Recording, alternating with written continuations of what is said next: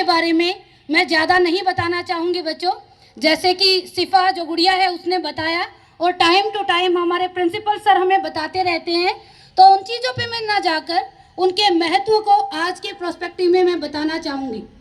सबसे पहले अगर उनका महत्व हम देखते हैं तो हमेशा ही उनको एक दलित नेता के रूप में माना गया, जो हमारे समाज के लिए एक विडंबना रही, क्योंकि एक ऐसे महान पुरुष, एक ऐसे महान नेता जिसको विश्व नेता के रूप में जाना जाना चाहिए था, आज हम एक दलित नेता के रूप में जान रहे हैं। सबसे पहले तो मैं दलितों के लिए ही उनके काम बताना चाहूँगी, क्योंकि आप सभी को पता है आज बहुत सारे लोग ऐसे हैं, यहाँ पर भी कुछ ऐसे बच्चे होंगे जो निम्न जाति के कहे जाते हैं या फिर माना जाता है, लेकिन सच्चाई यही है, बहुत बार हम सुनते हैं कि इतना भी शायद कुछ नहीं हुआ होगा जितना यहाँ पर बता दिया जाता है भीमराव अंबेडकर जी के बारे में। आज हम यहाँ पर समानता के रूप में इसलिए खड़े हुए हैं क्योंकि हमसे पहले यहाँ पर हमारे समाज में भीमराव अंबेडकर जी हुए हैं। अगर वो ना होते तो शायद आज हम और आप इस स्थिति में ना खड़े होते। दूसरा जो मैं उनको बहुत बार उनके बारे में बोला जाता है कि हमेशा कॉन्फ्लिक्ट रहा है गांधी जी का और उनका। मैं भी उनके बारे में, उनके आपस में मतभेद हो सकते हैं, लेकिन कभी भी मनभेद नहीं रहा। आप लोग देखोगे जब भी किसी भी समाज के अंदर अच्छे काम या फिर रिफॉर्म किए जाते हैं तो कोई न कोई महानुभूति ऐसी होती है जिनको अपना सब न्यौछावर करना होता है। उन्हीं विभूतियों में सबसे आगे जो नाम आता है वो BR अम्बेडकर जी का आता है। उनकी शिक्षा दीक्षा आप सभी को पता है बच्चों, पहले इंडिया के अंदर और उसके बाद कोलंबिया विश्वविद्यालय के अंदर हुई।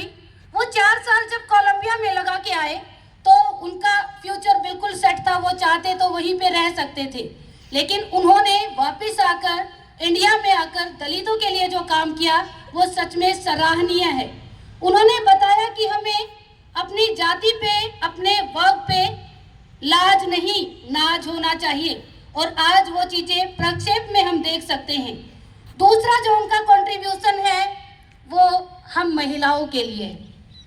आप लोग देखते हो जब हम हिस्ट्री में पढ़ाते हैं, मैं कल ही बच्चों को जब पढ़ा रही थी तो उसमें बता रही थी सिविल डिसोबीडेंस मूवमेंट के अंदर किस तरीके से लेडीज का पार्टिसिपेशन रहा। 2-4 वर्ड उनके सिर्फ यही है कि उन्होंने लिक्वर शॉप्स को बंद कर दिया। उन्होंने जगह जगह पर जब महात्मा गांधी जी जाकर स्पीच दे रहे थे तो उनको सुना, और ये छोटी छोटी चीजें जब हो रही थी तो बच्चे पूछ रहे मैम इसमें क्या कंट्रीब्यूशन है, ये तो बहुत ही तुच्छ कंट्रीब्यूशन है, बहुत ही छोटी चीजें, लेकिन उस टाइम में ये चीजें भी बहुत बड़ी थी। अगर हम बात करते हैं आज से 100 साल पहले तो कुछ गिनी चुनी औरतें होती थी जो पढ़ती थी या पढ़ाती थी। आज के दिन हम सब यहाँ पर इक्वलिटी में खड़े हुए हैं और बहुत सारे प्रोस्पेक्टिव में जेंट्स से आगे हैं। उसका श्रेय भी सिर्फ और सिर्फ भीमराव अंबेडकर जी को जाता है।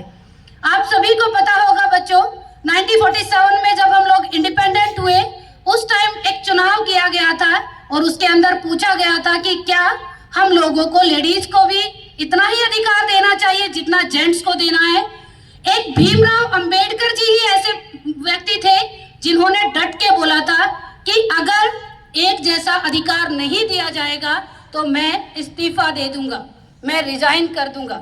ये अपने आप में उनकी दृढ़ निश्चितता को दिखाता है और दिखाता है कि किस तरीके से आज जब अलग अलग परिवेश में हम लेडीज को देखते हैं, छोटी छोटी बच्चियों को पढ़ते हुए देखते हैं, रिसर्च में उनका कंट्रीब्यूशन देखते हैं, यहाँ तक कि एस्ट्रोनॉट जैसी जो बहुत ही कठिन विधाएं मानी जाती है वहाँ पर उनका कंट्रीब्यूशन देखते हैं, तो हमें अपनी जड़ों को नहीं भूलना चाहिए।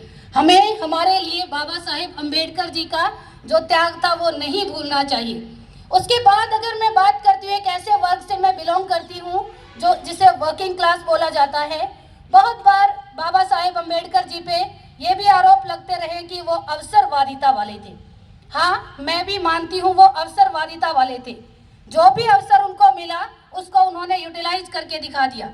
यहाँ पर हम 6 घंटे के बाद बोल देते हैं कि नहीं सर अब हम इससे ज़्यादा नहीं रुक सकते, इतना ही हमारा टाइम है। और ये जो हमें राइट दिया ये बाबा साहेब अम्बेडकर जी ने दी। हम जब हमें हमारी रिटायरमेंट होती है तो पेंशन का अधिकार जो दिया गया है बाबा साहेब अम्बेडकर जी के द्वारा दिया गया है। अगर मैं बात करना चाहूँ बाबा साहेब अंबेडकर जी की तो आप सभी को पता है बच्चों, उनसे शिक्षित व्यक्ति कोई भी विधानसभा के अंदर नहीं था। चौथी चीज जो बाबा साहेब अंबेडकर जी ने परिपूरित करके दिखाई वो थे अपना महत्व अपने आप बनाना। आप लोगों को पता होगा इंडिपेंडेंस से पहले भी हमारी कंट्री के अंदर चुनाव हुए थे, जिसके अंदर बाबा साहेब अंबेडकर जी ने 2 जगह से नॉमिनेट किया था अपने आप को, एक बॉम्बे और दूसरा बंगाल से। बॉम्बे में वो हार गए थे और बहुत सारे लोगों ने बोला कि आप तो उसको अपनी पृष्ठभूमि बताते हो, आप तो उसको अपनी कर्म भूमि बताते हो, लेकिन ये क्या हुआ कि आप वहीं पर हार गए। उसके बाद विभाजन होता है बच्चों, और जिन कांग्रेस के नेताओं ने बहुत ज़्यादा जोर लगा के वहाँ पर मुंबई में उनको हराया था, वही कांग्रेस के नेता थे जिन्होंने वहाँ पर जो लोग नॉमिनेट हुए थे या फिर वहाँ पर जो पर्सन वहाँ पर बना था उसका इस्तीफा दिलवाया और भीमराव अंबेडकर जी से दोबारा वहाँ पर चुनाव करवाया गया और भीमराव अंबेडकर जी को निर्विरोध चुना गया। ये दिखाता है कि अपने आप में हमारा महत्व हमें खुद नहीं बताना चाहिए, टाइम को बताने देना चाहिए। हमारी वैल्यू, हमारी जो अडिगता है उसके ऊपर रहिए और टाइम अपने आप आपको रिकॉग्नाइज करेगा। आज के प्रोस्पेक्टिव में बार बार बी.आर. अम्बेडकर जी के बारे में बात की जाती है। उसका अगर मेन कारण हम देखते हैं, मेन रीजन अगर हम देखते हैं तो वो यही है कि आप लोगों ने भी बहुत बार सुना होगा, वैसे तो आप सभी मोबाइल यूज करते हो, आप लोगों ने सुना ही होगा कि जो बी.आर. अम्बेडकर जी थे उन्होंने बोला था कि शिक्षा वो शेरनी का दूध है जिसे जितना कोई पिएगा वो उतना ही दहाड़ेगा। आज के दिन उन चीज़ों को आप देख सकते हो यथार्थ में होते हुए। जब आप लोगों को एजुकेशन मिल जाती है, लोगों के बारे में, अपने परिवेश के बारे में पता चल जाता है, तो आप लोग हर एक चीज़ को साइंटिफिक तरीके से सोचने और समझने लग जाते हो। यही कंट्रीब्यूशन रहा बी.आर. अम्बेडकर जी का। अगर हम बी.आर. अम्बेडकर जी के बारे में बात करने लग जाए, उनके एक्सपीरियंसेस के बारे में बात करने लग जाए, तो मे बी ये हमारी सुबह की सभा तो क्या पूरा दिन कम पड़ जाएगा। लेकिन हम लोगों को भी अपने जो शब्द है उनको सीमित रखना होता है बच्चों। एक ऐसी महानुभूति जिन्होंने 65 साल की उम्र में ही अपने प्राण त्याग दिए, मे भी उसके पीछे कारण बहुत बड़ा ये रहा होगा कि उन्होंने पूरे के पूरे समाज का बोझ अपने कंधों पे उठा लिया, अपने आप के बारे में बहुत ज़्यादा ध्यान नहीं दे सके। यही कारण है कि उनके एक अल्प आयु में 6 दिसंबर 1956 के दिन दिल्ली में उनका देहावास हो गया। उसके बाद अगर हम बात करते हैं आज के प्रोस्पेक्टिव में कि बी.आर. अम्बेडकर जी को हम आज कैसे समझें, उन्होंने बहुत अच्छी बातें कही थी बच्चों, जो आज आप लोगों को समझनी चाहिए, समझानी चाहिए आगे अपने आने वाली जनरेशन्स को। वो यही कि आपका दृढ़ निश्चयता जो होता है वही डिफाइन करता है कि आपको आगे कहाँ जाना है।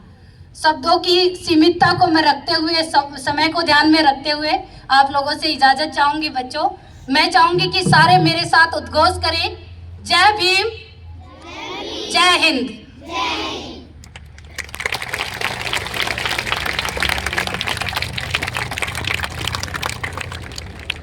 जन्मदिन की शुभकामनाएं।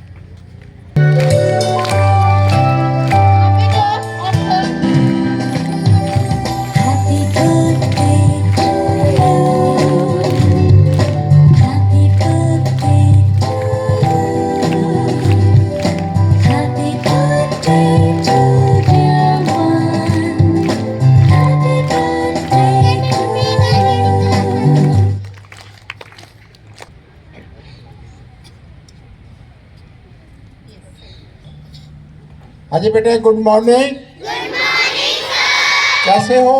Fine sir. आज मुझे यहाँ आकर बड़ा अच्छा लगा। सर ने तो मुझे बुलाया था 10:15 बजे, लेकिन मैंने सोचा प्रेयर देखनी है, तो मुझे आज बहुत अच्छा लगा। इतनी अच्छी प्रेयर मैंने किसी स्कूल में नहीं देखी। तो अपने लिए क्लैपिंग करो, because you are a part of this school, you are a school. तो आज डॉक्टर अम्बेडकर के बारे में भी मुझे बहुत कुछ नया पता लगा। आज एक और दिन भी है बेटा, हमारे इंडिया में सेलिब्रेट किया जा रहा है, that is called national civil defence day. National civil defence day, what is mean by civil defence? जब पहला वर्ल्ड वार हुई थी 1914 से लेकर 1919 तक, तो उसमें करीब 60% जो लोगों की डेथ हुई थी वो सिविलियन लोग थे, आम लोग थे। जब बम गिरता था, तोपें चलती थी, तो सिविलियन लोग को पता ही नहीं था हमने बचना कैसे है। तो उसके बाद लीग ऑफ नेशन एक बनी थी, जैसे आज NGO है, UNO है। तो उन्होंने ये डिसाइड किया भी लोगों को, बच्चों को सिविल डिफेंस के बारे में ट्रेनिंग देनी चाहिए। यदि कोई डिजास्टर आ जाती है, यदि कोई लड़ाई लगती है, तो सिविलियन लोग अपनी प्रोटेक्शन आप करें। तो उसके बाद ये ट्रेनिंग शुरू हुई। फिर सेकंड वर्ल्ड वार हुई, उसमें फिर बहुत ज़्यादा डेथ हुई क्योंकि लोगों ने इंटरेस्ट नहीं शो किया था। अब गवर्नमेंट ऑफ इंडिया की तरफ से भी बेटा ये जरूरी है भी हर बच्चे को, हर टीचर को, हर लोगों को, हर इंसान को सिविल डिफेंस की ट्रेनिंग हो। सिविल डिफेंस की ट्रेनिंग क्या है? जब भी कोई डिजास्टर आती है, जब भी कोई जंग लगती है, जब भी कोई महामारी आती है, एपिडेमिक होती है, तो उसमें हमने अपने आप को प्रोटेक्ट करना है। उसमें 5 चीज़ें आती हैं। फर्स्ट ऑफ ऑल, जब डिजास्टर आ गई, आपने जो लोग विक्टिम हैं उनको रेस्क्यू करना है, बाहर निकालना है। उसके बाद उसे असेंबली पॉइंट में इकट्ठा करना है। जैसे किसी भी स्कूल में करीब 3 दिसंबर 1995 को डब वाली DAV स्कूल में आग लगी थी। करीब 450 बच्चे, टीचर डेथ हो गई थी। केरला में एक स्कूल में आग लगी थी, मिडिल स्कूल था वो, उसमें करीब 100 बच्चों की डेथ हो गई थी। तो जब भी ऐसा कुछ होता है तो सब असेंबली पॉइंट पे इकट्ठे होते हैं। जैसे आपका ये असेंबली पॉइंट है, तो उसमें काउंटिंग होती है कितने लोग आगे, कितने लोग अंदर फंसे रह गए। उसके बाद जो विक्टिम है, बीमार है या घायल है, उनको फर्स्ट एड दी जाती है, CPR किया जाता है। और मुझे ये बताते हुए बहुत खुशी हो रही है, रिसेंटली पटियाला में एक सरकारी स्कूल में मैं गया था, वहाँ मेरा लेक्चर था, तो मैं बच्चों को बता रहा था, तो एक लड़की ये मेरे जो बता रहे थे CPR कैसे है, फर्स्ट एड कैसे है, ABC कैसे है, तो वो बताती रही। तो मैंने उससे पूछा, बेटे 1000 बच्चे बैठे हैं, आप अकेले को कैसे पता है? तो उसने बताया, सर मैं KB नंबर 1 से आई हूँ। तो मैंने सर से बात भी करवाई थी उसकी।